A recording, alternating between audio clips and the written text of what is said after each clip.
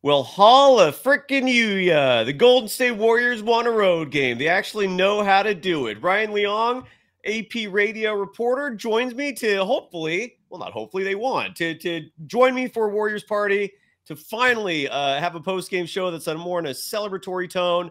We're going to talk about why the Warriors won. Going to talk about Steph's injury, which brought up a scare for a brief moment there.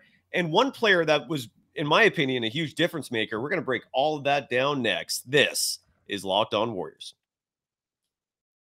You are Locked On Warriors, your daily Golden State Warriors podcast. Part of the Locked On Podcast Network, your team every day.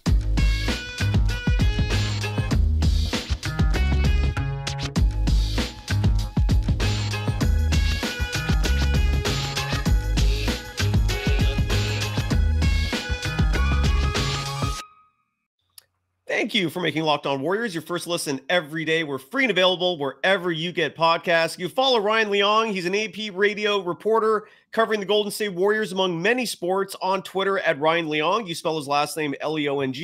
You can follow me, Cyrus Saatsaz, on Twitter at DogSurfRoadshow. Welcome to the post-game extravaganza. The Golden State Warriors stay alive in terms of momentum, in terms of playoff standings. They beat the Houston Rockets in a game that they damn well needed to win, considering just how bad the Rockets are. But they pull it off. Ryan, good to see you, man. And what was your immediate reaction to the Warriors finally ending that 11-game road losing streak and picking up a W? Well, I don't like quoting LeBron very often, but what's that saying when they won in Miami, when he won the title? It's about damn time. That's what I say there.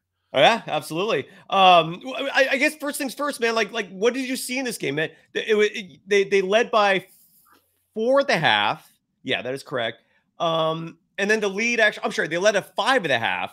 The lead whittled by 1. I believe it was 4 at the end of the third quarter.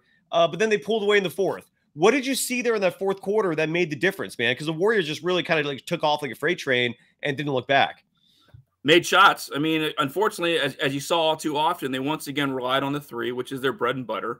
But they at least did on the fast break, get some open looks and were able to there was that one play, I can't remember. I think it was Klay found Draymond for a driving layup, and he was wide open. And they need more of that kind of play. I mean, at least they got it. But so often, though, they're just taking threes. And even in this game, you were watching it, a lot of threes with a lot of time on the shot clock. Yeah, it was, and usually you blame Jordan Poole for that, but it was Curry doing it. It was Klay doing it. I mean, a lot of the guys were just jacking up threes when they didn't need to rush the shot clock like that. But it's almost like they're just like, okay, this is what we're known for. Let's just take a three and just throw it up there. But you gotta, sometimes it's a little bit better if you can take a little bit of time and aim your shots instead of just jacking them up there. But you're saying they're forcing them. Is that what you're saying? Yeah, a little bit. Yeah, but at least in that fourth quarter they weren't, which was important. But again, they really do live and die by those threes. And again, just lucky for them, they got some to fall tonight. But nobody really shot it all that well. I mean, both Klay and Steph had 5 threes apiece, but was that 10 of 28 between the two of them? So that's not a good percentage. You're absolutely right, man. And so as a collective whole, the Warriors put up 48 3-point attempts. Only made 17 of them. I say only. I mean, 35.4% is not bad as a 3-point clip, but by their standards, I think that's a little lower than usual. Although I don't know, actually. Do you know what their 3-point shooting is on the season as a team in terms of percentage? I don't have the number in front of me. Maybe that's actually on par. But Klay Thompson, I thought, finally snapped out of this road slump he's been on. He put up 29 points tonight. A lot of those came in the fourth quarter, finished 5 of 13 from 3. Stephen Curry had that one play that really scared Dub Nation and anyone who loves Steph or just loves basketball and loves watching him play. It was a really freakish play where Jordan Poole fell and his head hit Stephen Curry's same injured knee that he bruised earlier this season. It was just a freakish type play. Steph leaves the game for a while. He goes on the exercise bike for a bit. And Jordan Poole was rubbing his head. I mean, because he hurt himself there.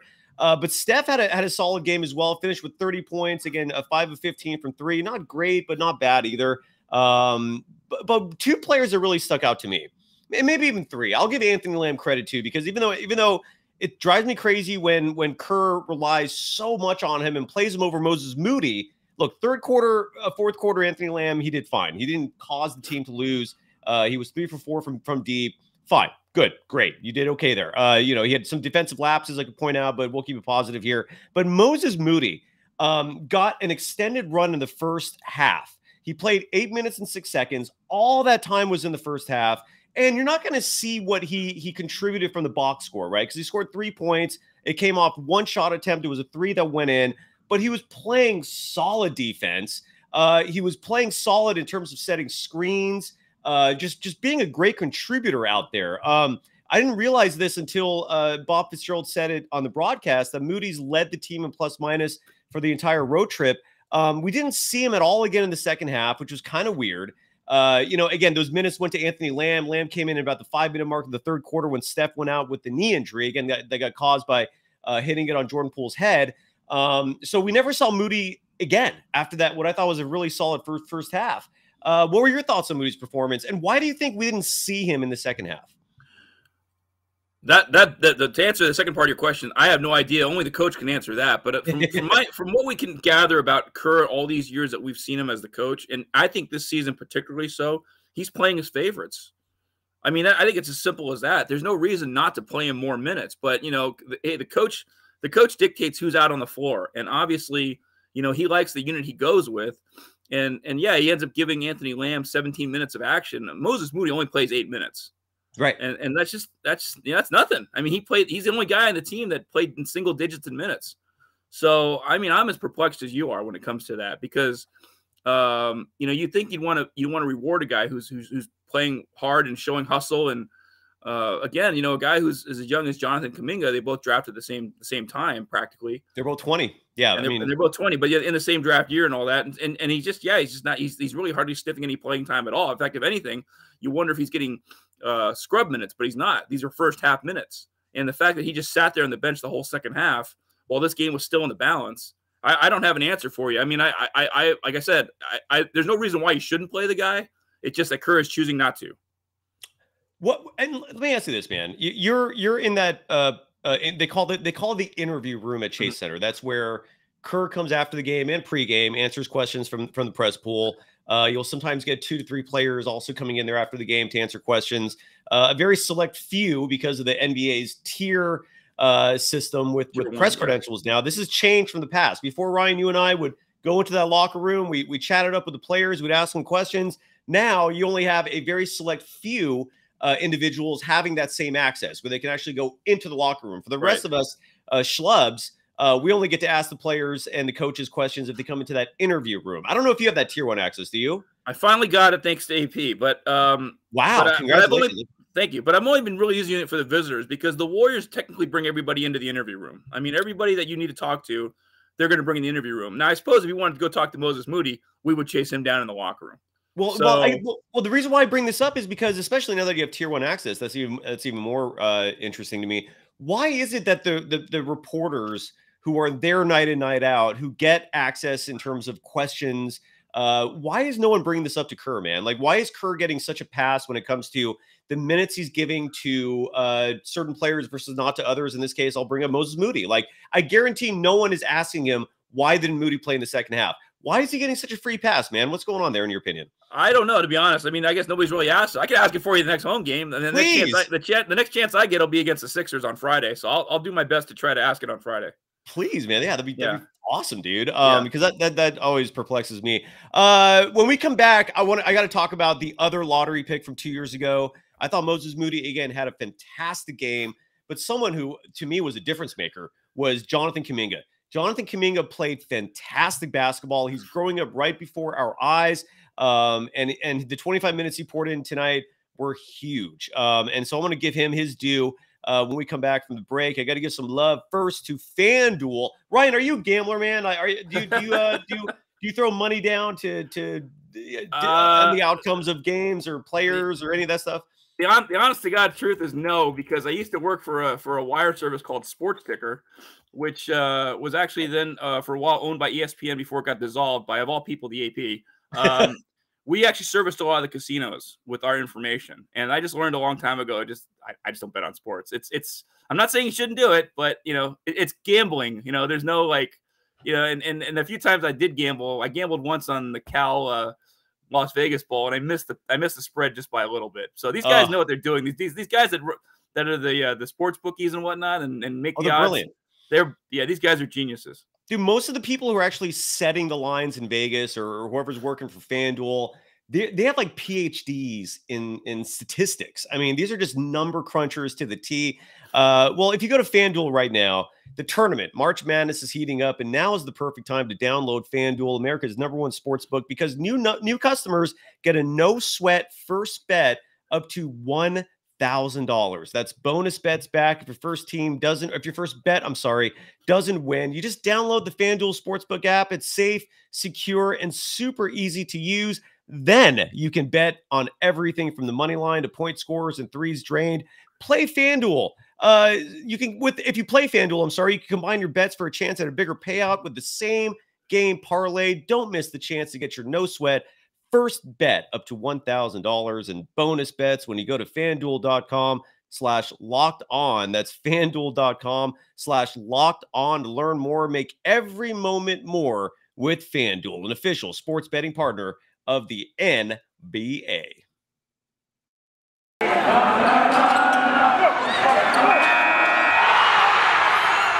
You are Locked On Warriors, your daily Golden State Warriors podcast. Part of the Locked On Podcast Network, your team every day.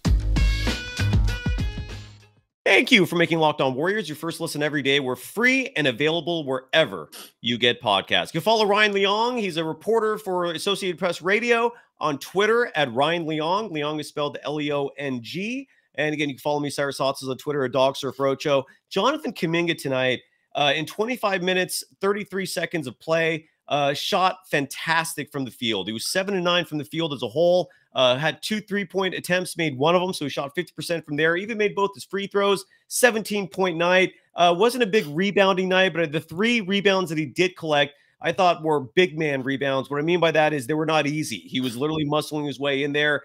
They were tough rebounds to grab. Did have 2 turnovers. One of them was pretty ugly. It was a cross-court pass, if I remember correctly, that got stolen. But nonetheless, I thought he was huge. Your reaction, your thoughts on Jonathan Kuminga's night in this Warriors win?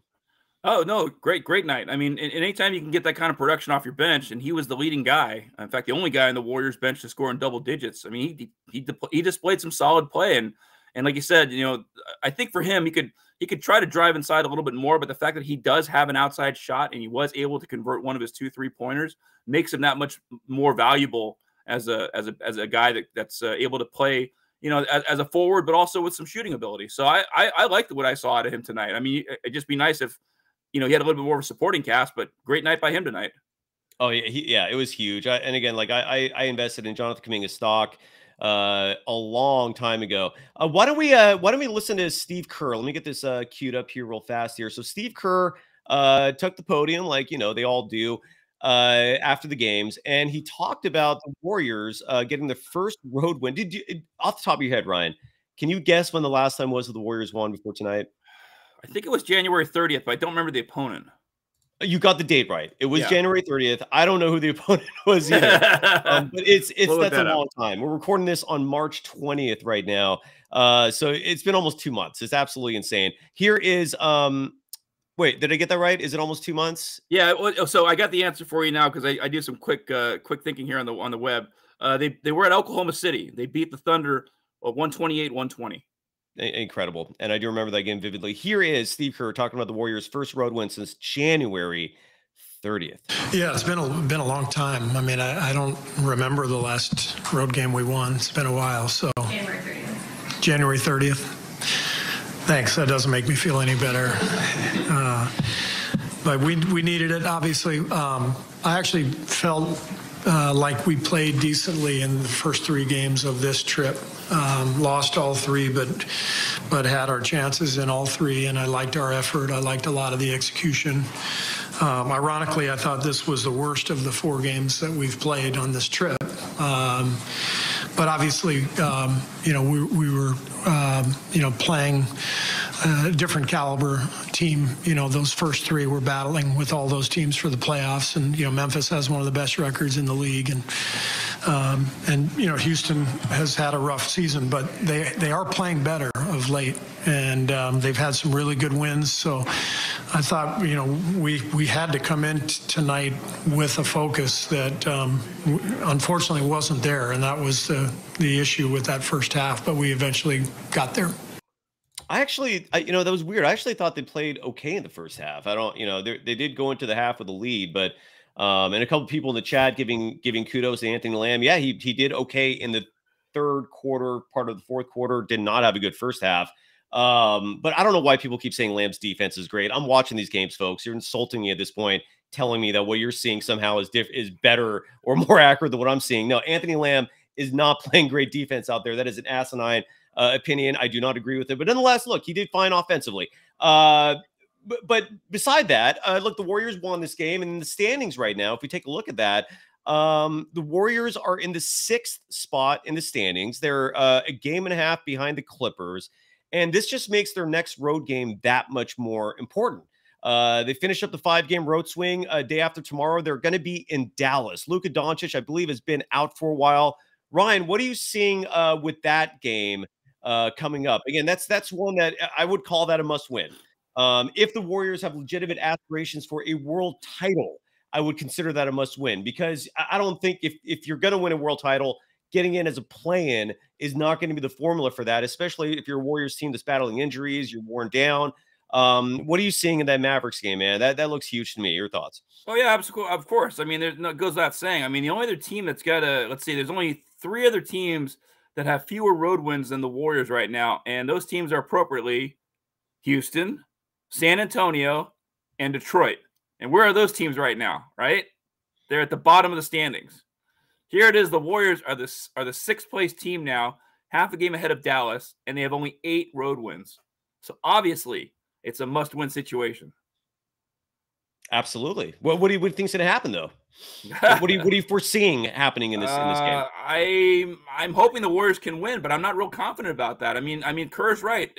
The Warriors did win this game, but if you look at the way they played, they actually probably did play their worst. I mean, they committed 20 turnovers, leading to 25 points by the Rockets. Didn't shoot very well, as we talked about. I mean, made only, again, 17 threes is still a decent clip at 35%.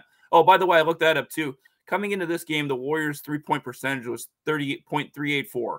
So 38% was their percentage coming in. Okay, so it was almost on par. They shot 35 tonight. So yeah. So it was pretty average. Okay. So the 3-point shooting was okay. Yeah, that Mavericks game is going to be big. Yeah. And I'm looking at the schedule right now today. So earlier, the Minnesota Timberwolves won their game. They beat the Knicks 140-134. The Mavericks lost to the Grizzlies 112-108. So I think they're going to be a little hungry coming into that game as well. The Mavericks currently 36-36. The Warriors right now improved with tonight's game to 37-36. Barely above 500. That's going to be a big one, folks. What's today? Today is Monday, so this is going to be a Wednesday night game. Kevin Dana is going to join me for that. When we come back, Ryan, I want to ask you, Gilbert, look, this is where I'm going from moving forward. All right, let's make one thing very clear. With the chat thing is the luxury, okay? I do this because I want to see what other people are talking about. I want to answer questions from you folks. People like Gilbert and everyone else, if you come constantly coming in here criticizing, being expressing opinions that, again, are borderline hateful, you're distracting the show. Okay, you're taking away from the show. This is not a platform for you to come here and bitch about my opinions. So if you don't like what I'm saying, go somewhere else. That is not the purpose of me opening up this chat for you.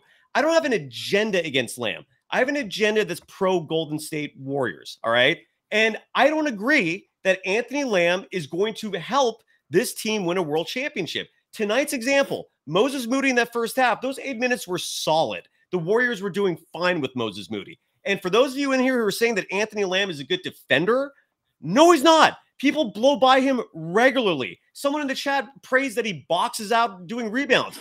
La-di-da. Everyone boxes out for rebounds. There is nothing special about a 6'5" player who until tonight was struggling from beyond the arc. He went 3 for 4. That's great. All right. But if you're going to come in here and you're going to constantly start fights, and if you're going to be a contrarian about opinions that I express, peace. All right. Bye. Good, Solemn. Goodbye. Okay. It is not a necessary thing for you to come here and pick fights. That is not the purpose of this chat to be open. You're completely distracting and taking away from the show. So if you want to do that, go somewhere else, please, or I will block you immediately because, again, you're not contributing to a damn thing. I've said this before, and I've said it again, and I want to make one thing very clear about the opinions that I express here, okay? I don't just think up of these things and just say, I feel like this, and then I go on this show and I express them. I talk to Warriors insiders. I talk to former players. I sometimes talk to current players. There's a couple of those I talk to, and I run all of my opinions through all of them because I want to get their feedback. When it comes to Anthony Lamb, yeah, there's some people out there, the fringe, who consider themselves part of Dub Nation that will love him, apparently, even though he's an alleged rapist, even though his numbers suck. In Santa Cruz, he shot in 5 games, he shot 20.7% from beyond the arc. All right, he averaged, I think, 14 points per game in 30 minutes. Those were his numbers in Santa Cruz. Yet for some reason, Steve Kerr is playing this guy in the NBA, giving him runs of 17, 18, 20 minutes a game, when I just do not think those minutes should be going to him. They should be going to JaMychal Green, who is 6'8", 6'9". They should be going to Moses Moody, who at 6'6" with a 7'1" wingspan is doing more for this team, especially in the big picture. Anthony Lamb is an average at best player. If you don't agree with that, that's perfectly fine. But stop coming in the chat and trying to stir shit up by saying that. You're gone, okay? You're gone. And Ghostface Gangster, when you say who cares, you're right. But I'm seeing this damn stuff in the chat. It is completely distracting from the show. So just from now on, if we're going to continue doing this live thing with the chat active, I will block you if you troll. If you troll with these kind of opinions, you're gone. Save your Lamb love for another show. It is not welcome here. And even Henry, don't tell me to slow down. This is not, do not dictate what I should be doing with this show, man. You're out of your freaking minds. So I'm sorry, my little rant, if you don't like it, that's tough. All right. Like I've been doing this for 25 years of my life, and people in here lecture me like I have no idea what I'm doing. I am talking basketball. Let's go, Brandon. And by the way, the Let's Go Brandon is such a political handle, which is ridiculous in and of itself. I am talking basketball when I talk about Anthony Lamb. He's not a good basketball player. He can't play defense. He's 6'5", so people shoot over him regularly. He's not a good ball handler. He's not a playmaker. Again, he was in Santa Cruz shooting 20.7% from beyond the arc. All right, this is not a sensitivity thing. This is you folks in the fringe are just really just spewing opinions that are just ignorant and are not astute at all. But unfortunately, like you're catching my eye in these chat with these things, and it takes away from the show. So I will just keep blocking you if you do that, all right? I don't need it. It does not help for the show. So I've done my speech. Stop coming in here with your Lamb propaganda. I get it. There's a few of you out there that think he's okay. Doesn't mean you're right, okay? And there's Twitter. There are other social media platforms. If you need to express your voice, go there and do it, please, okay? Yes, Tyron Crockett, you're absolutely right. See, this, I respect this. Lamb did good today. He did, all right? He wasn't great. He was good. You're glossing over the first half when he wasn't that good. Second half, he was good. But if you actually watch every single play closely like I do, for those 3 3-pointers that Anthony Lamb made, he also gave up at least that much in defense. People blow by him and score all the time. And Caspa, you're actually right. You can have opinions too, but this is my show, not yours. So if you don't like it, find your own show. Host your own show. That's perfectly fine. And express your Lamb propaganda there. Okay. And again, every one of these things I am going to block. So Caspa419, you're not distracting this show anymore. And moving forward, that's how this is going to work. I'm done. I've said my piece. Ryan, any issues? Anything you want to add to that? Because I'm going crazy. No. You're on a roll there, man. I'll give you a little bit of a breather. But yeah, we definitely will try to, like I said, I'm hoping I'll get a chance to ask some questions to Kerr when I go to the game on Friday. Yeah, seeing like Kyle Minor. Okay, bye. You know, if you want to sit here and have if you just want to be a hater or if you want to troll, bye, man. Nice knowing you. You came in here. I read your dumb opinion. More power to you. I hope you feel better about it. And then now you're never gonna have an opinion on this show again. So if that's how you want to roll, you do that, and you're gonna get blocked, and you're no longer part of this program. When we come back, though, Ryan, you as a member of the media, right, and you as someone who now has a tier 1 access, I have to ask you about this Andrew Wiggins thing, man, because I think tonight was 16 games in a row where he's missed. I'm not going to put you on the spot. I feel like this is a very sensitive issue for a lot of reasons. But I would love to get your insights. You know what? Actually, we don't have any more commercial breaks for the show. So with the exception of maybe some recorded ones that might be slid in right around here, I'm going to ask you right now, Andrew Wiggins. This is 16 games in a row he's missed. All right. This is no longer a small sample size. And here's the question I'd like to ask you right now.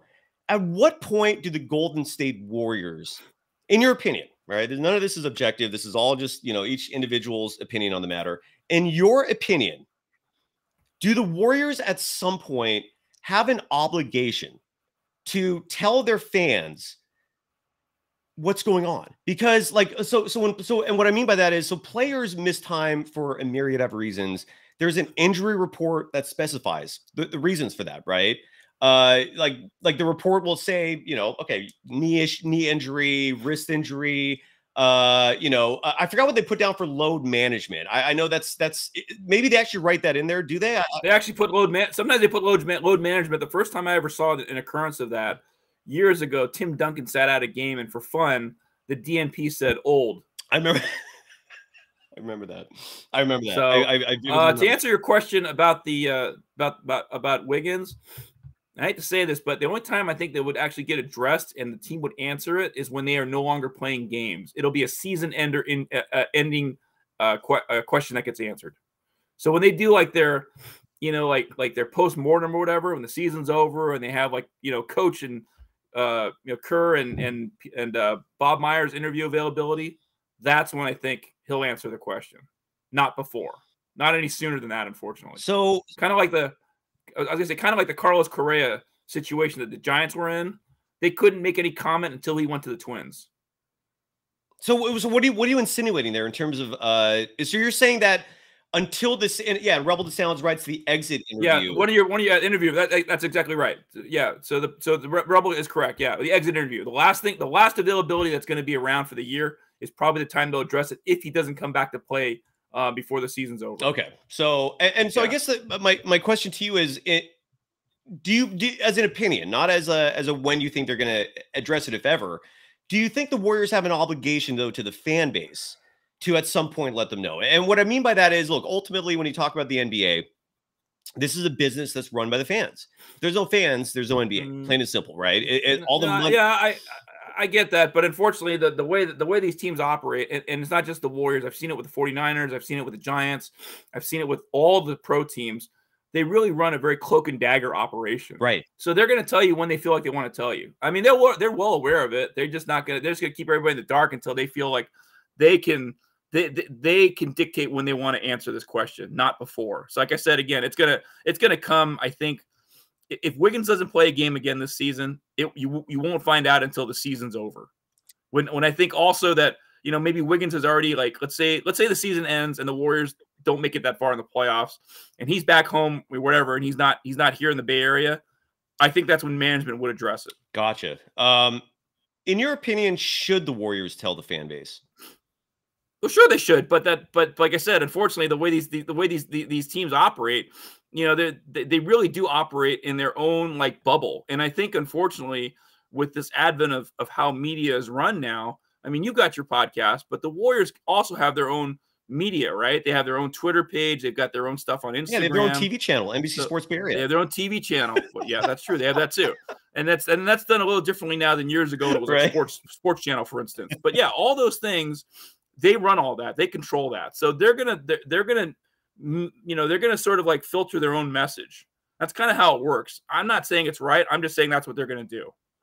I mean, in a perfect world, we would like to know right now what's happening, but that's not gonna happen. A huge reason for it is and I'm kind of, in a way, I don't like the fact that there's so many ugly rumors that are coming out now. Like the ugliest. I'm not gonna touch the ugliest rumor on this show, but I'm starting to have experienced journalists reach out to me going, is this actually true? And these are people who are award winners, man, and people who pride themselves on their credibility, and rightfully so. And I mean, the speculation is getting rampant in terms of what's really going on. And I think a lot of people, and again, I don't want to mention it on the show and go on record, but I think most of you folks are aware of the ugliest rumor pertaining to Andrew Wiggins.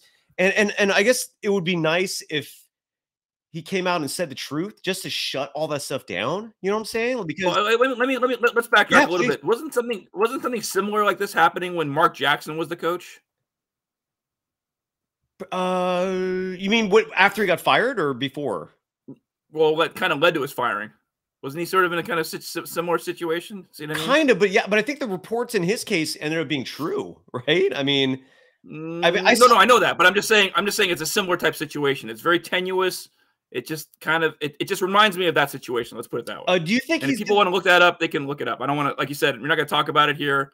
People got Google in front of them. They can Google Mark Jackson. Do you think that Wiggins will come back this year though?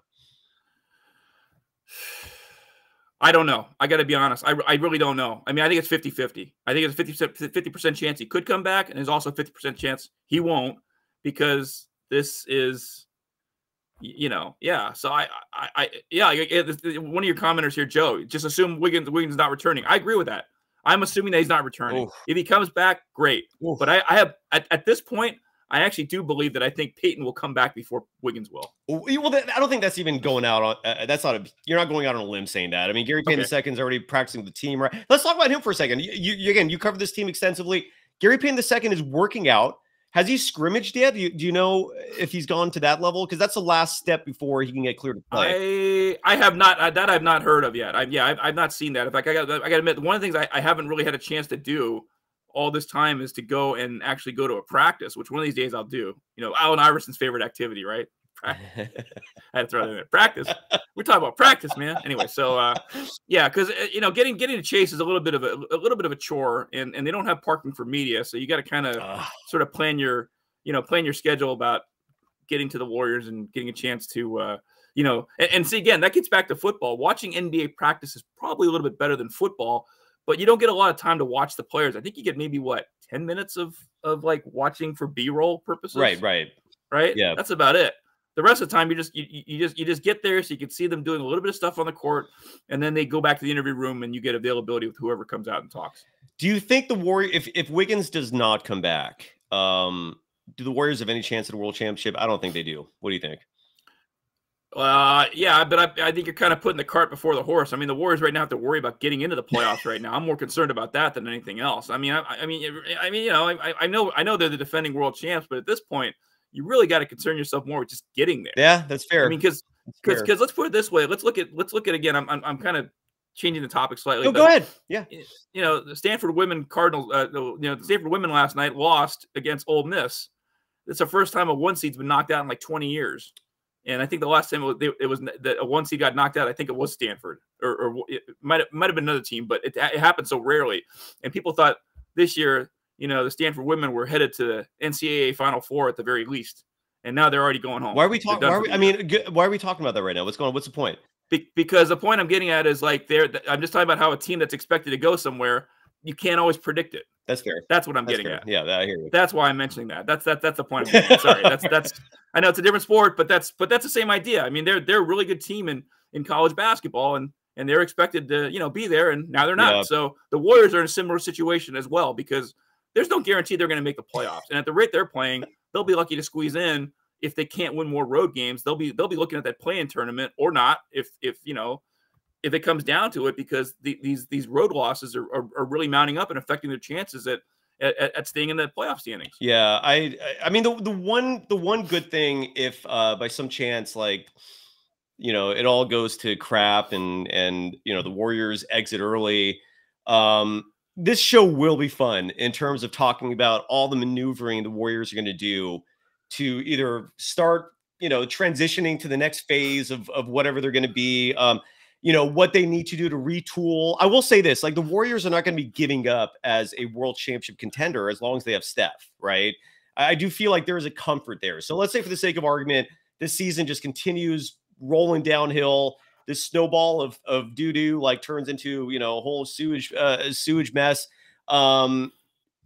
It's going to be exciting to talk about free agents. It's going to be exciting to talk about potential trades. Ryan, before you go, a lot of people, are criticizing Jordan Poole, and Jordan Poole tonight did not have, I would say, a great game.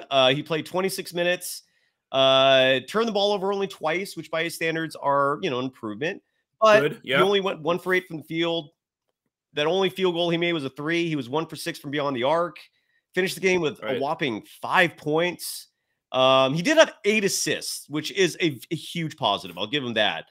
But and a plus 13 on the plus minus. So I'll give him that as well, because he had the second highest plus minus tied with Klay. So that's good. But you're right. 1 of 8 is atrocious. That's really bad. Yeah, and that's just like, and a lot of people are criticizing his defense, and I think there's validity there.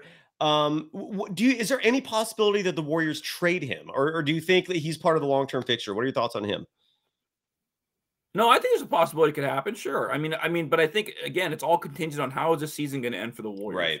Right. It's all going to it's all going to be based on that. I know. I hope people don't think I'm taking out the easy way out here, but that's the truth. Yeah, I mean, the sooner the Warriors have an exit than they wanted, leaves it up to the open door possibility that the team needs to make more wholesale moves.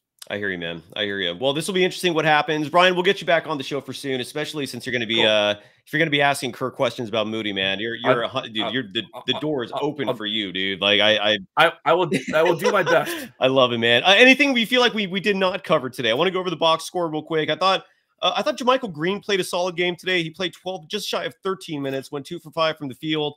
Missed his 2 3-point attempts, but still grabbed 4 rebounds. Again, in 12 minutes of play, had 4 points. I just love his size, dude. He's 6'8", 6'9" out there.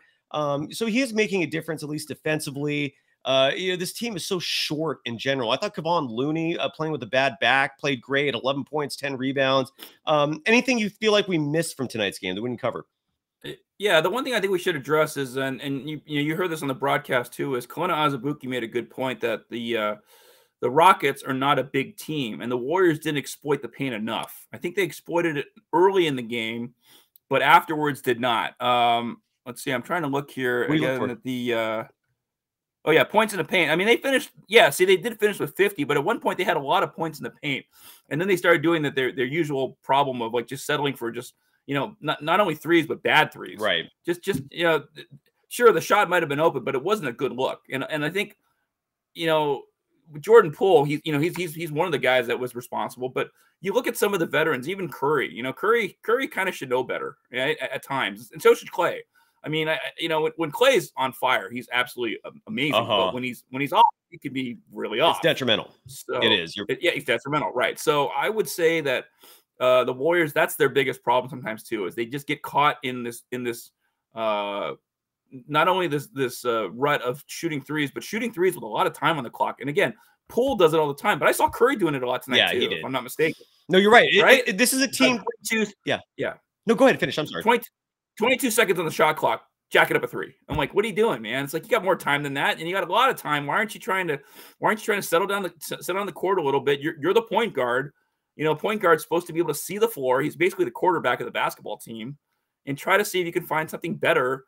And a lot of times the Warriors were just, and this was in the game was kind of more on the balance. Yeah. I mean, again, the fourth quarter, they basically, finally dictated the tempo and they basically ran Houston off the floor. And then Curry, of course, was able to make his 5th and final 3 of the night by stealing the score. I mean, he basically finished with 100, got that to 121 points. So that was nice to see. But yeah, overall, his play tonight was like, if I had to rate Curry's play tonight, I'd probably give him okay, I'll give him a C+. Yeah.